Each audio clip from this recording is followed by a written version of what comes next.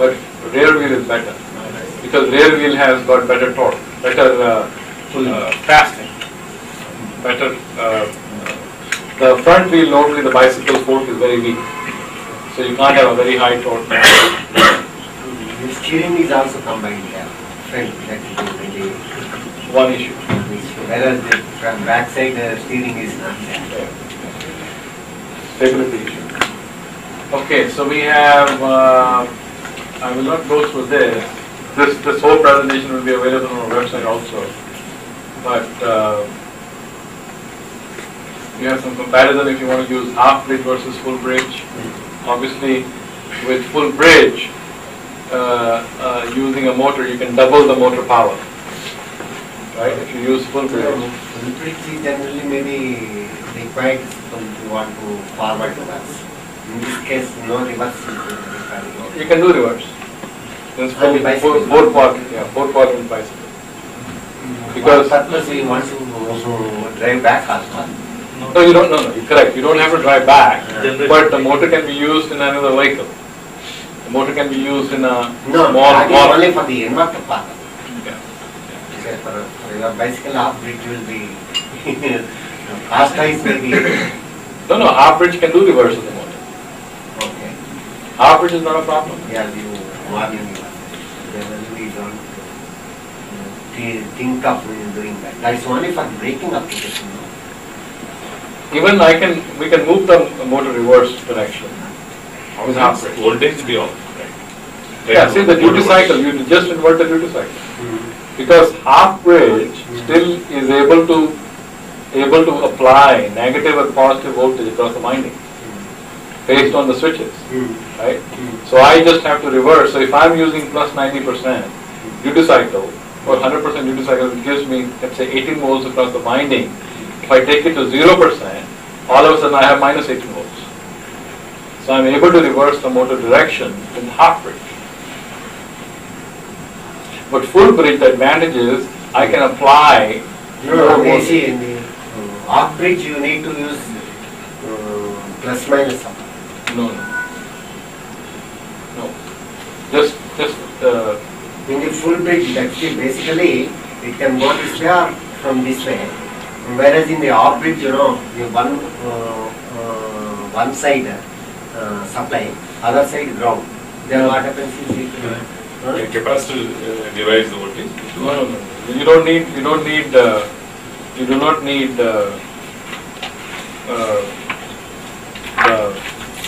two voltages. See, this is your circuit. Let me just draw two lights, okay? And you're connecting this to the motor. This one is neutral. Okay. Now, this is VDC. Okay. Now, when you what I mean by half bridge is only this. right, but so this here I can put the current in this direction. Yes. Okay, or I can put the current in this direction. This is full bridge. This is what I call is full bridge because the current can come like this. So this is a neutral. Yeah. What I mean by half bridge This is is a two-phase. only Two-phase. for a single phase. Brush DC motor. Brush DC motor. This will not work. Yeah. Brush DC motor. Yeah. Brush DC motor is not working. Okay, this here is, this is what we have done is done FFT on the capacitor current. So when you have a battery coming in and the battery is feeding the capacitor bank of the inverter, then how do you size the capacitor? Right? This one here is FFT. Based on this FFT, you can determine the size of your capacitor for your drive. But it is Power loss based on ripple power. Ripple current, based on, how much ripple current you need, because the batteries cannot supply ripple current. how is it in between high and low is coming? Like So here the switching frequency is 20 kilohertz. Okay, so you have got mainly you have got, this is a DC current. Then you have got, I think this is 40 kilohertz. Y scale is Y is amperes, right? Yeah, this is amps. But in between why the triple is there? This ripple, See here, little, 250 kilohertz. no, this is 20 kilohertz. Huh? 20 kilohertz. 20 kilohertz. This is 20 Okay. kilohertz. And then in between less and then again more. Yeah, this is the switching frequency. There is no harmonics with switching frequency. So all the harmonics are multiple of switching frequency. So you have 40, 60, 80, no 40, 80, then you have 120. So this is how the ripples are going on. Okay, so let's see here. What else? You have an option, number of options how you want to drive your motor drive, right? So you can use BLDC motor. You can use sinusoidal control. You can also use space vector modulation or field-oriented control. So you have a lot of choices in terms of algorithms. This is inside of the motor we have. So you have electronics, inverter is here. That's the inverter. Then you have the magnets are here. These are the magnets. Yeah, magnets are. This is the back current, and you got magnets. Yeah, inside the back iron ring. And what is the other one? Which one? That is the flywheel. This? No, this side. Ring. Ring type. Yeah, this is to attach these two covers. Where are you putting the electron? Electrons go in the center. Electrons go in the center.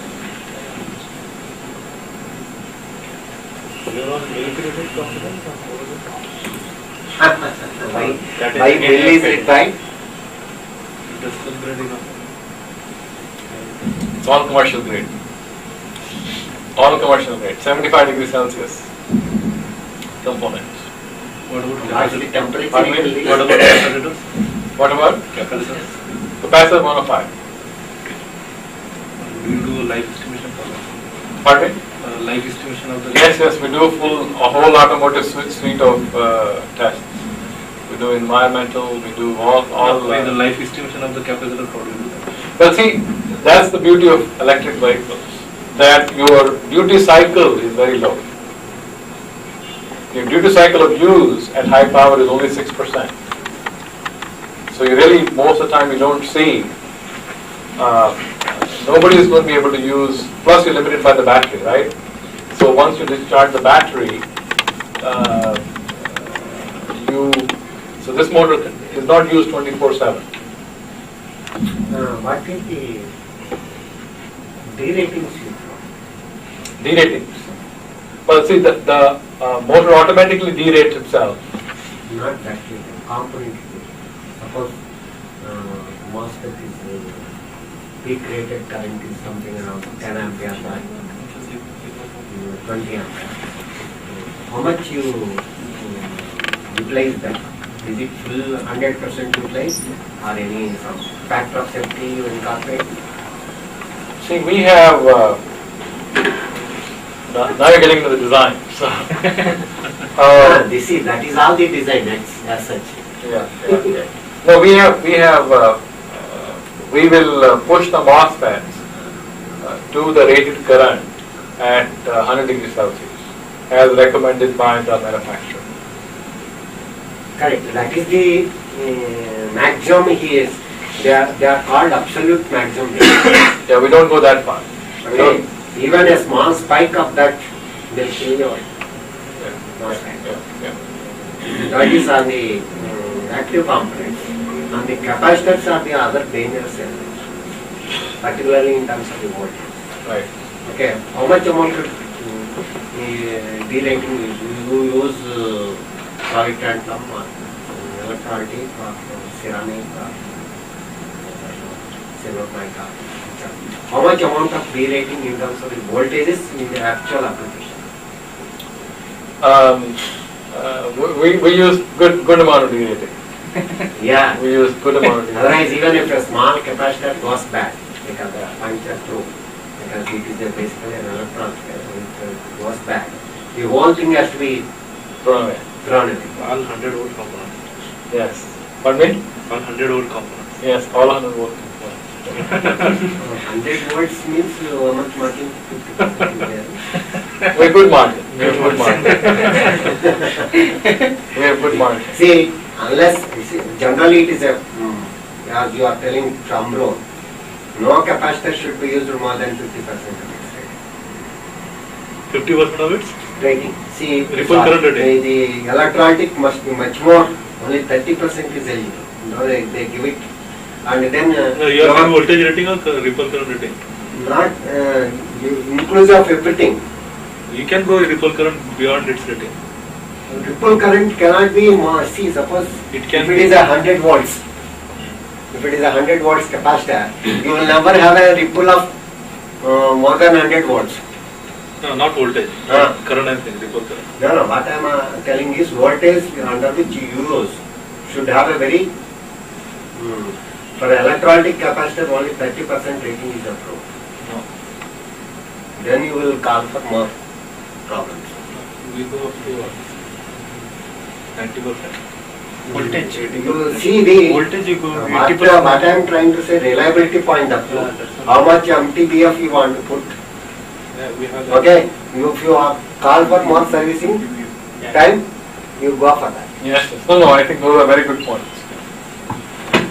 You can't have enough margin. 50 to 70. Then they ask us to service it. Yes. Okay, I'm going to go through briefly through the inverters. We have, we're going to review sinusoidal inverters, review amplitude modulation, frequency modulation, harmonics, overmodulation, and square wave inverters. We will not do any demonstrations because most of the concepts you already know. So it will be basically application of the same concepts. This is some of the applications. Let's see. So we're going to talk about. All right. So the inverter is very much similar to the three-phase motor, right? We have got essentially, and we use the same switches as we have used in the boost converter, buck converter, and same diodes. Okay, this basically are the basic building blocks we have, so that we don't have any convergence issues. And then we also use the same PWM block, right? So basically, you give duty cycle input and you get PWM out. Right, so that The is your frequency, sir. Pardon me? PWM frequency. So the PWM frequency, you can have anything you want, right? Here, these are low frequency inverters, so you have probably 1 kilohertz, 2 kilohertz switching frequency. We'll see some of the stuff. And then you have, we talked about this, so this spreadsheet will have, all of you will have. So that's how you generate the triangular waveforms, right? So this concept also I have talked about is how you generate three-phase sine inverter generating duty cycle. How do you generate duty cycle? Three-phase. So when you have essentially this is equal to, okay, this circuit. If I take one leg of this circuit, okay, this one leg is equal to this representation. This representation, basically, I can plot that with D varying from 0 to 1, I can have a motor voltage from minus VDC by 2 to plus VDC by 2. So motor voltage can be defined by this formula. Okay, Vm is equal to VDC by 2, 2D minus 1. Okay, and here you can also see motor voltage and D on the y-axis and the motor voltage on the x-axis, and that is the formula for that.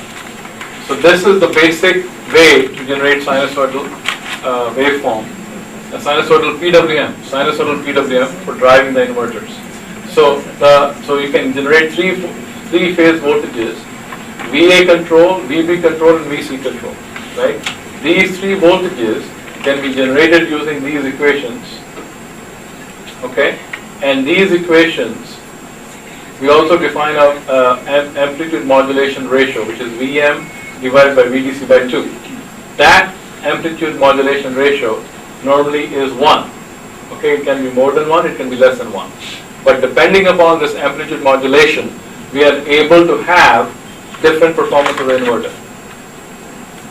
Okay, we can also have different harmonics of the inverter based on this amplitude modulation. So this is how we are able to generate 3 PWM signals based on sinusoidal signal, 3 sinusoidal signals.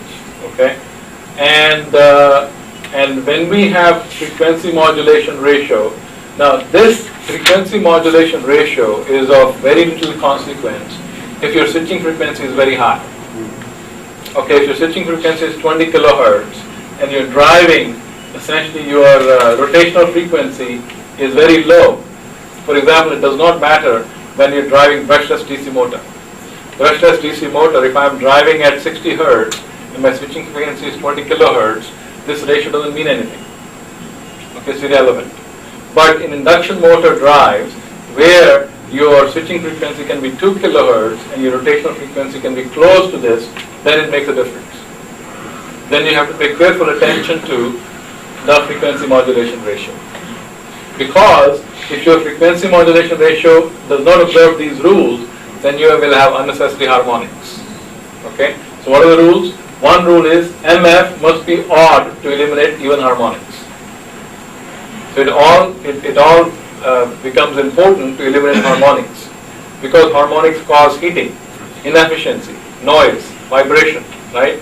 So the whole emphasis is on eliminating harmonics. So here you make MF must be odd to eliminate even harmonics. MF must be an integer to eliminate some harmonics at low frequency of rotation. Okay?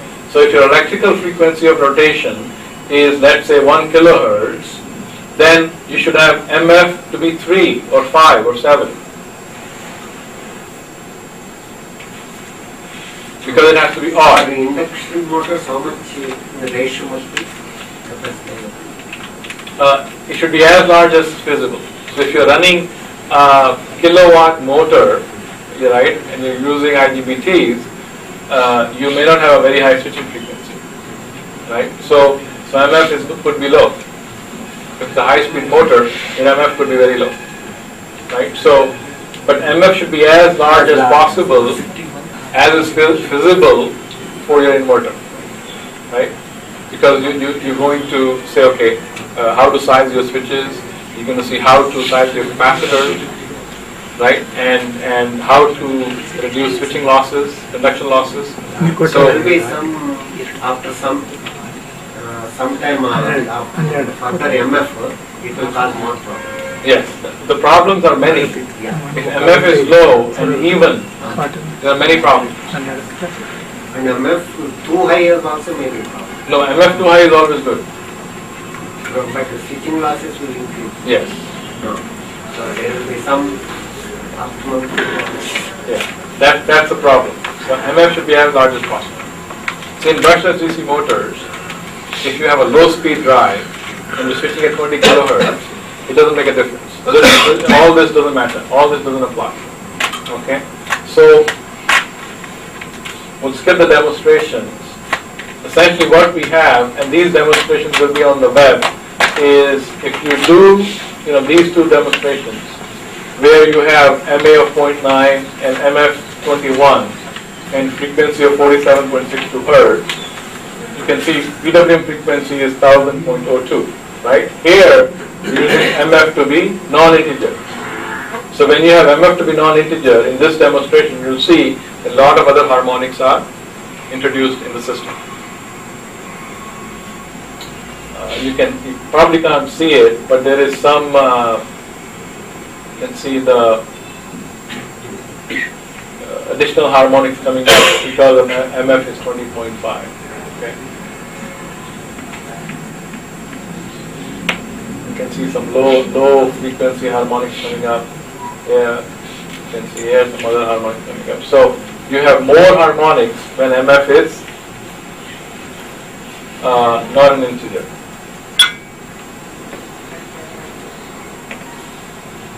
Here, basically, you're looking at two different voltages. You're looking at motor voltage line to neutral, and here you're looking at inverter voltage line to midpoint. The midpoint in this case is essentially,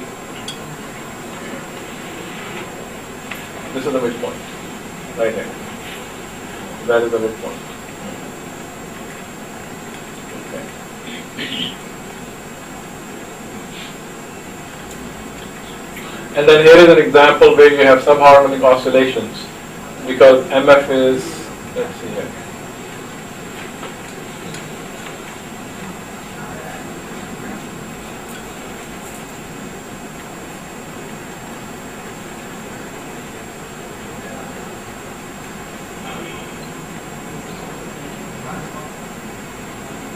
So subharmonic oscillations are produced when you have essentially the cases are when it is not an integer and when MF is quite small. Then also you have subharmonic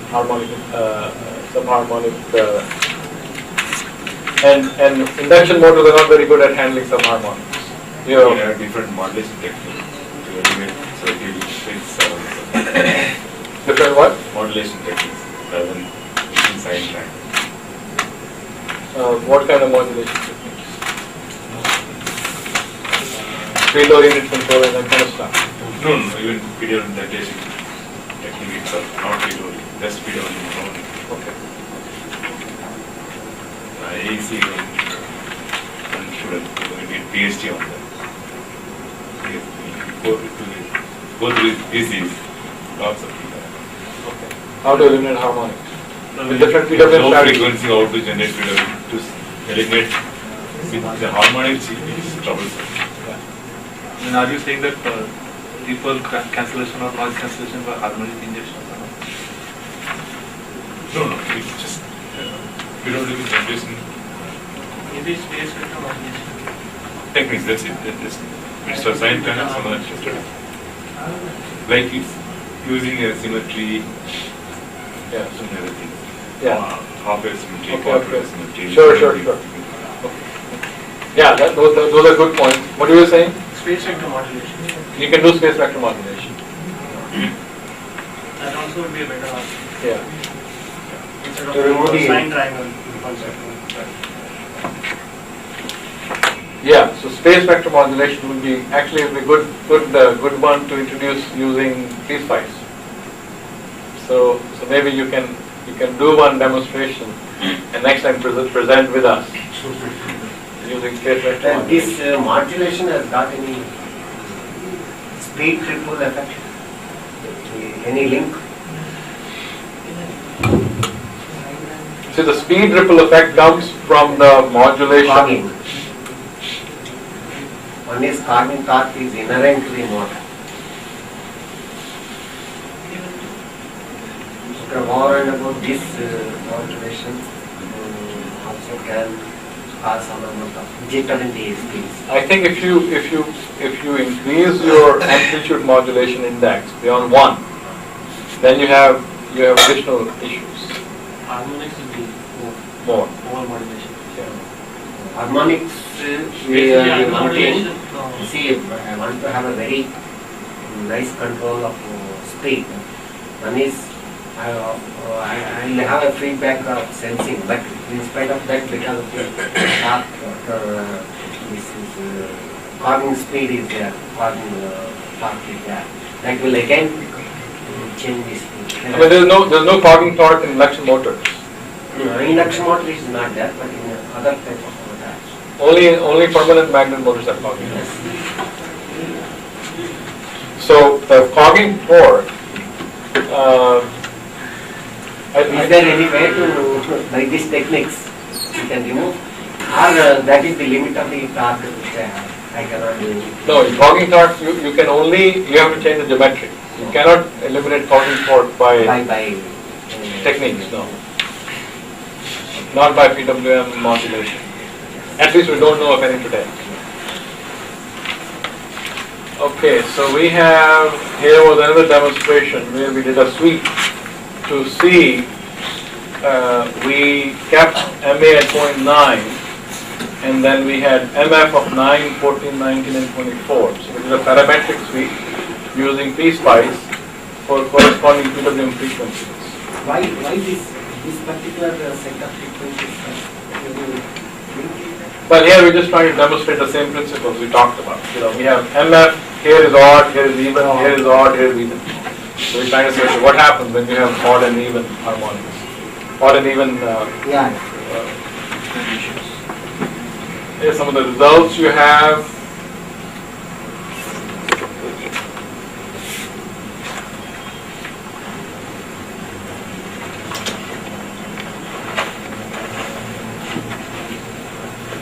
And here is some where the harmonics occur. Some values, you know, you have here. Let's see. So MF plus minus 2, MF plus minus 4, right? That's basically what is happening. And here you have 2MF plus minus 1, 2MF plus minus 3. So you have a pattern which is happening for the harmonic generations. This is basically for the inverter voltage, line to midpoint. So all of these harmonics are going directly into the motor. And they follow the certain pattern, right? And that's the pattern which is out highlighted here.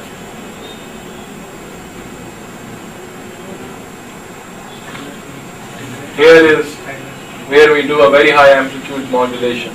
MA is 2.5, and the duty cycle command is essentially you saturate it. Control voltage goes all the way up, so you have fairly good low frequency harmonics. You can add third harmonic. Yeah, you can have third harmonic. I'm sure here. See, because the speed is 50 hertz, so you have got 150 hertz right here as a third harmonic, which is pretty high.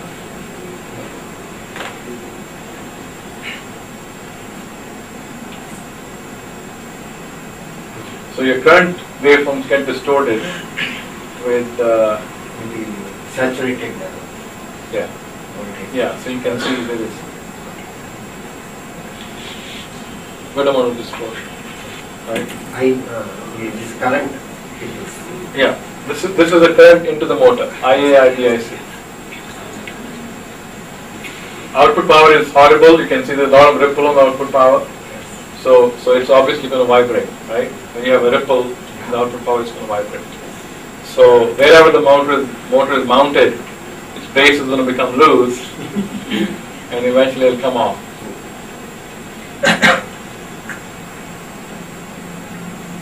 And this essentially shows you the back EMF voltage and so here you have a back EMF voltage, the phase current, and this is your applied voltage, motor voltage, line to neutral in when MA is 2.5, right?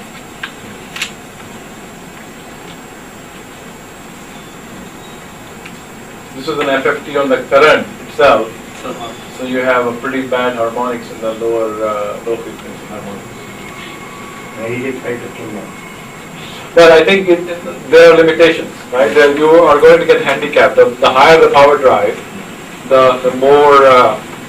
Have a good flight. Yes, please. Oh, thank you so much. Thank you. So you have higher the power drive, the bigger your challenges.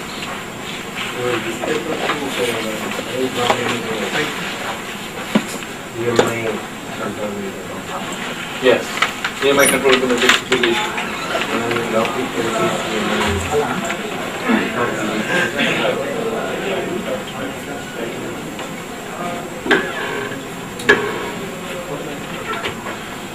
Okay, so this is some more stuff on over modulation.